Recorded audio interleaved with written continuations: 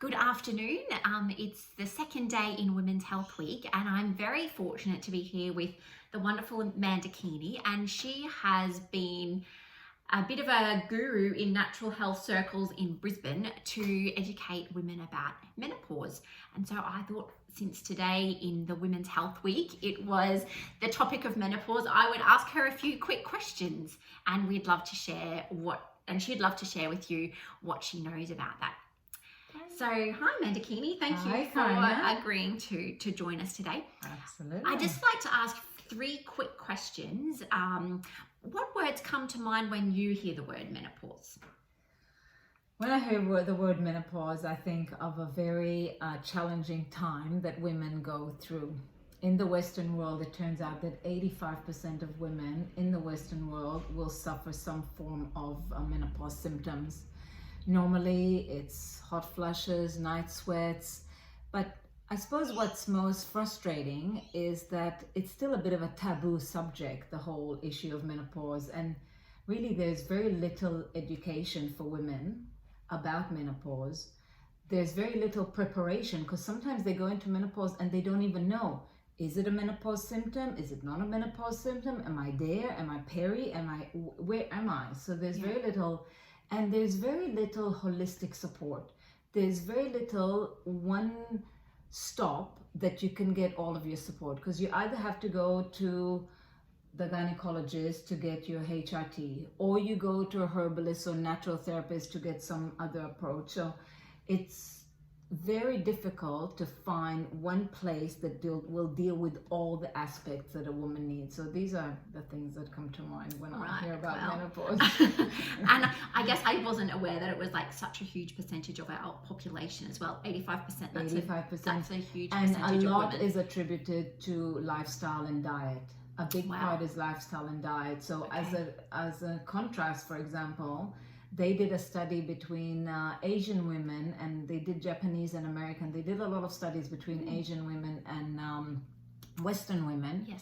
And in some studies, they have found that due to diet and lifestyle, Asian women in those studies were 7 times less likely to suffer from menopause symptoms due to the things that they eat and do. Wow. 7 times less likely. So for every 7 American or Western women that in the study that suffered from menopause, only 1 Japanese woman studied. Wow. Amazing. It Lots is to amazing. learn from them, right? Absolutely. We have a lot to learn from them. We do have a lot to learn. I do have a lot to learn. So when you've been helping your clients, what sort of issues do you find they suffer or struggle with the most when it comes to menopause or premenopause symptoms? The biggest issue is weight gain. Weight is the one they seem to complain a lot about, because it's mostly weight around the waistline seems to be the biggest area of weight. Yes. And they feel as if they cannot shift it because they're doing all the things that they've been doing before. So the rules kind of change because our bodies change, the rules kind of change, but we're still trying to operate on the old rules. So if women try to change their diet and do the exercise that they used to do in their 20s or 30s or even early 40s to shift their weight, they find that it's really difficult. It just doesn't shift. So weight is a big thing. Obviously the other ones are the lack of sleep issues, hot flushes, colds, night sweats, and 2 others is a lot joint pain seems to be an issue. Yes. And another one is itchiness. Wow. Itchiness. Yeah. They feel like their skin is crawling. So there's all these things, then there's other things that you don't talk about. Those taboo topics. The taboo topics, which get very dry. Yeah. But yeah, these are a whole bunch of things that women in menopause, and the fatigue, like they feel that they're so tired. They can't focus. It's like the brain is switched off. Wow. And it's interesting because recently I was listening to this phenomenal neurobiologist, and she was talking about how the drop it, because one of the things that happen is the drop in estrogen. And the drop of estrogen with estrogen in menopausal women means that there is not enough oxygen, not enough activity going to the brain, because Wow. estrogen is in charge of all the activity in the brain. Wow. And when there's less of that, she actually showed 2 photos of the same woman, Yes. side by side. One before menopause, you could see that her whole brain was lit up like a Christmas tree. Yes. And then the one when she's gone into menopause, maybe 5 or 8 years difference. Yes.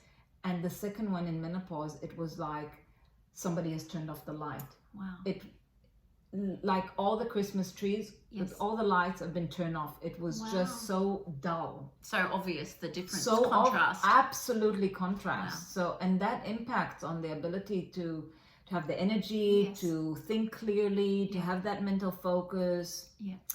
Wow, Yeah. big problems. Yeah, absolutely. So, but what sort of things, I mean, we've talked about some of the negative connotations associated with menopause and things like that, but what sort of things do you find as really helpful and beneficial for your clients? I put those things in 4 groups. Mhm. There's 4 groups. And funny enough, they work. If you put the letters together, they go sane, which I really like. So the main thing, first of all, is education. Yes. We need to understand what's happening to our body. We need to learn Sure. about our hormones. We need to understand why it happens, how it happens, how long is it likely to take, how long will the symptoms last. So education is a big first step, because Yes. women don't know. Women don't know. So Yeah. the first step is education. Yes. The next step is to look at nutrition. Mhm. Nutrition plays a huge part. And there's lots of aspects in nutrition. Yes. First of all, there's foods and drinks that Yes. cause more symptoms, that exacerbate the symptoms. Yes. So things like sugar, coffee, alcohol, all Uh-huh. of those make the symptoms worse. So Yes. laying off them is very helpful. Mhm. Then we've got foods that actually help us with our symptoms, help Sure. build the hormonal system, Yeah. help build those reserves of estrogen and the other hormones. So introducing those foods, or there is also really good supplements that you can take. Right. Not all of them are good, but some of them are really good. Yeah. And you can have supplementation. And there's the whole area also that is not mentioned a lot of gut health. Mhm. Because getting the gut right has a lot to do with our hormones as well. Right. And that would probably play into the weight gain sort of Absolutely, thing as well. absolutely. So yeah, so we had education, we Yes. had nutrition, then we have the right activities. Sometimes we're not doing the right activities, you know, maybe over exercising, not doing the right exercises Yes. to actually help. And the 4th one is support. We need to be supported. Somebody needs to take us by the hand, or we hold hands together and get through it together, not suffer in silence. Wow. Which, interestingly enough, turns out that a lot of women, especially in certain symptoms, they don't report that, they don't even ask for help. Like there's certain symptoms of menopause that less than 3% of women actually reach out for help. Wow. Yeah. So it's great to know that women don't have to suffer alone or suffer You in don't have to silence. suffer alone or in And- silence, and you can turn it around in just a few weeks, really. Wow. Yeah. That's the amazing thing. We suffer so much, but you can turn it around in just a few weeks. So that's an encouraging part about what we're sharing today, is there is hope and you can have great benefits. And if you'd like to know more, then please get in touch with us and we'll certainly be able to help you on the right path to getting your hormones, instead of being hormones from hell, they can be hormones from heaven. Absolutely. And instead of being menopause from hell, it can be menopause from heaven.